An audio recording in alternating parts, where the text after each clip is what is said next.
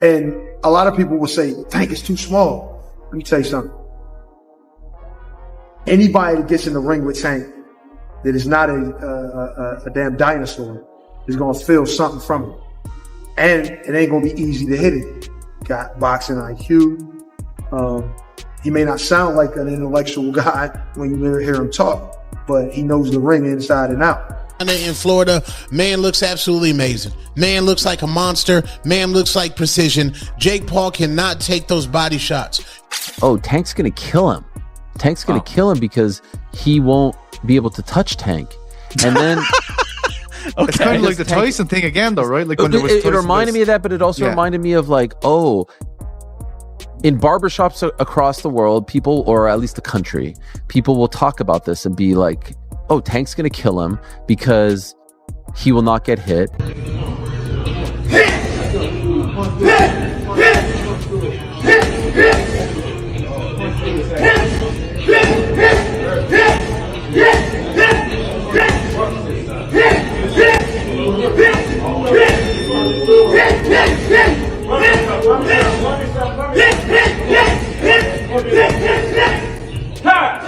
The boxing world is in disbelief as Gervonta Davis seems in peak condition for his impending bout with Paul Jake.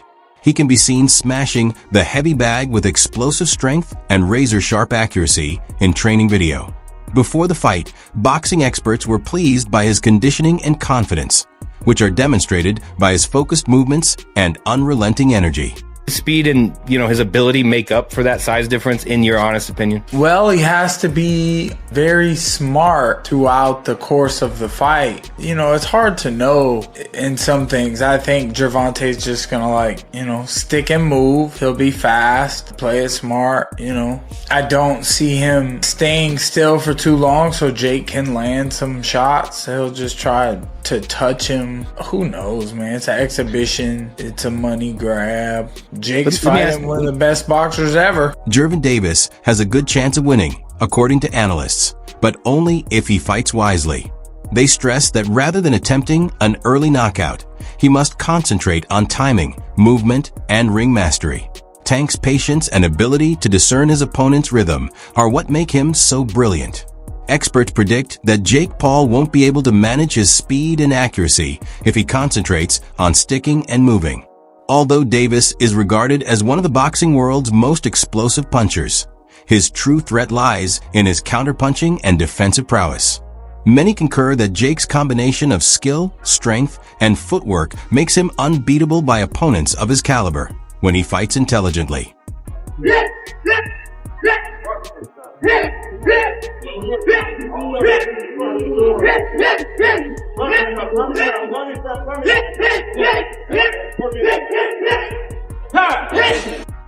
Tank Davis look crazy, bro. Chilaquiles.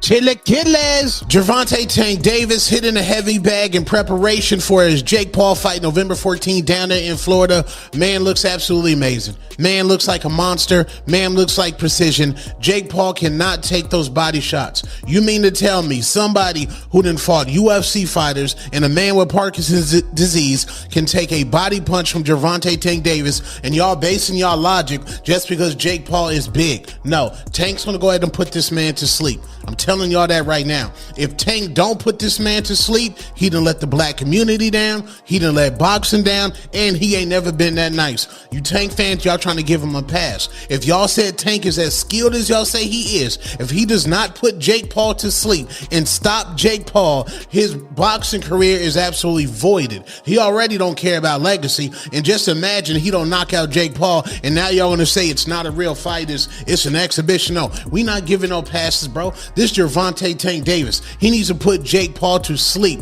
I don't want to hear nothing about, Jake Paul too big. No, Jake Paul chin ain't never been tested by somebody that hit as hard as Gervonta Tank Davis. Tank should put this man to sleep with ease. I'll say that respectfully. If you don't put him to sleep, a 2-pack of ass. That shit stinks. That's a 2-pack of ass at the highest level, and it's a musty energy at the highest level. Get it together. Get it together. Tank looks amazing. That's the Chilaquiles. When Jake Paul enters the ring against Gervonta Davis, experts say he will be confronted with a harsh reality. They think Tank has more experience, quickness, and fighting IQ than Jake has ever had. Tank's explosive timing and ability to take advantage of openings were not present in Jake's prior opponents, despite their physical strength. Many observers believe that once Tank lands clean, the power differential will be too great. While Davis's ring expertise enables him to anticipate every move, Jake's defense is described as unrefined and unproven. They therefore consider a knockout to be all but certain. It's commonly assumed that Jake won't have the stamina or defensive knowledge to recover when Tank hits, which might result in a violent and abrupt conclusion. It is happening. WBA lightweight champion Gervonta Davis, who's unbeaten in 31 professional contests, takes on the self-proclaimed problem child, Jake Paul, one of the most influential and marketable global personalities. Paul and Davis square off in Miami after doubts around the fight being sanctioned in Georgia triggered a change in venue. Neither fighter can weigh more than 195 pounds. The weight is perhaps the most surprising factor. Paul has boxed most of his career around 200 pounds, the cruiserweight limit, but did tip the scales at 227 pounds when he faced off against Iron Mike Tyson last year. Davis, much smaller in stature, competes at the 135 pound mark and has also won world honours at super featherweight. And despite some discussions about possibly dropping down to 10 ounces, the pair seem set to wear 12-ounce gloves. And in terms of distance, despite the exhibition tag, the fight will play out over 10 3-minute rounds with 3 scoring judges at ringside, but the result will not be officially recorded on their professional records. Weight is now one of the main topics of discussion in relation to this match. While some contend that the size disparity is too great to be disregarded, others think Gervonta's superior skill set will compensate for the physical discrepancy. Experts and fans are still at odds. Some people wonder if the battle should even happen because Jake is bigger. Tank's admirers maintain, however, that he easily defeats bigger fighters due to his quickness, focus, and accuracy. They remind everyone that time, control, and angles are more important in boxing than size. Many believe Jake's foundations are still insufficient to be a serious danger. Additionally, Tank's technical prowess will offset Jake's size advantage. Out there taking on Mike Tyson that's pushing 60 years old, for crying out loud, but at the same time pretending to be like this badass motherfucker, sending me DMs talking. He offered me a contract a long time ago and I was like, what are you doing? I'm a retired fighter and I've got one eye. Why would I want to fight you? I wouldn't lower myself to doing that. I know a lot of people do that. They do lower themselves, if you want to say that, because of the payday, because Jake Paul is a big name. He is a social media sensation. He's a YouTube star. And now, of course, in the world of boxing, he's one of boxing's biggest stars because he puts on these spectacles like Paul versus Tyson, like Nate Diaz, because these are the fighters, these are the names that attract the eyes. Jake Paul is the B-side to almost every single one of his fights. When he fought Nate Diaz, people were tuning in for Nate Diaz. His last fight against Cesar Chavez Jr., apparently no one watched that fight. Apparently the pay-per-views were ridiculously low. So this one's going back to Netflix on November 14th, and it's an exhibition bout. Of course, it's an exhibition bout because no athletic commission in their right mind will sanction this fight. There's just no way you can make this a legitimate fight because of the size advantage. Typically, this would be very, very dangerous and someone could get really hurt. If Jake Paul was to swing as hard as he could and connect and wobble him and hit him many, many times and not knock him out with the bigger gloves and the concussion possibilities and the brain rattling around inside the head and Jake Paul just teeing off at him as hard as he could, it's dangerous. That's why fights like this can't get sanctioned.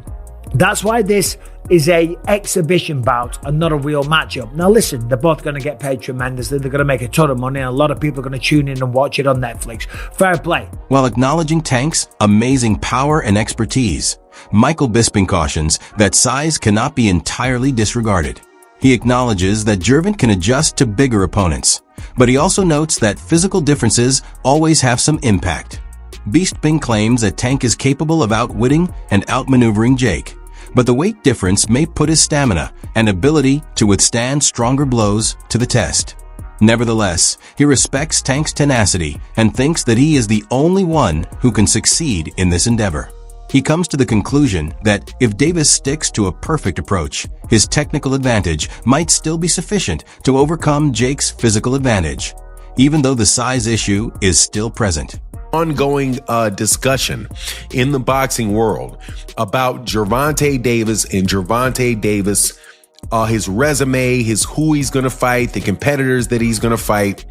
And every once in a while, something happens that proves that Gervonta Davis is the face of that. If he's not the face of boxing because people just don't want him to be that, man, he is real close to it, because other than Canelo Alvarez, and even consider Canelo Alvarez included, nobody in boxing has divisions circulating around him like Gervonta Davis does.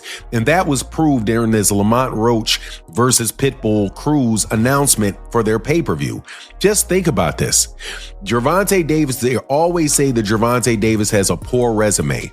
But yet, Gervonta Davis, guys that fight Gervonta Davis, lose to Gervonta Davis, or get a draw to Gervonta Davis, can fight one another and make an anticipated pay-per-view between the two of them. Because that fight with Pitbull Cruz is a very, very popular fighter with Mexican fight fans.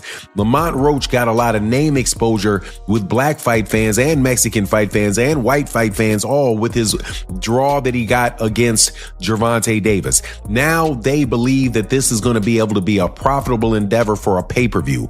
Now, let me also tell you that Rolly Romero, who was somebody else that Gervonta Davis fought in the past, will be on a pay-per-view that's going to be successful, most likely, when he defends his WBC 140-pound championship. Or does he have the WBC? Gervonta Davis's resume has received unjustified criticism from a number of analysts. They clarified that warriors that spar with Tank frequently became quite well known thereafter. For instance, after their fights with Davis, opponents like Lamont, who were largely unknown prior to their encounters, have gained popularity and success. According to analysts, this demonstrates Tank's star power and impact on the sport. They contend that Davis's bouts open doors for others and keep spectators interested, refuting the notion that he is not the face of boxing. Criticizing his legacy, in their opinion, misses how much he has raised the profile of numerous fighters simply by competing alongside them. You know what I mean? Especially Tank been talking about retiring, so why not get the bag and then go about your business if that's your plan? I mean, if that's your plan to retire, then go get the bag and go about your business. You ain't doing nothing wrong. I'm not against it. You got some people that are very critical of Tank. Does it make sense depending on what you're in boxing for? Because you got some people that want to fight the best. You got some people that want the accolades, the belts, the undisputed. And you got some people that just came in this game like, look, I'm trying to get my family out of poverty and give us generational wealth. Does it all depend on what you decided to box for?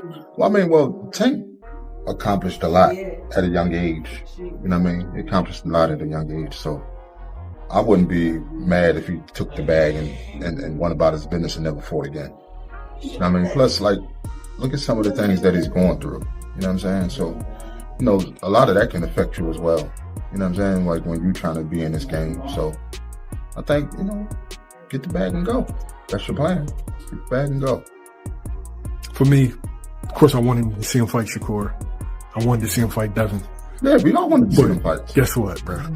Coach Reg presents a fair assessment of the complaints leveled at Davis. He points out that Gervon has accomplished more than the majority of fighters his age. He thinks that after you have established yourself, there is nothing wrong with accepting high-paying battles.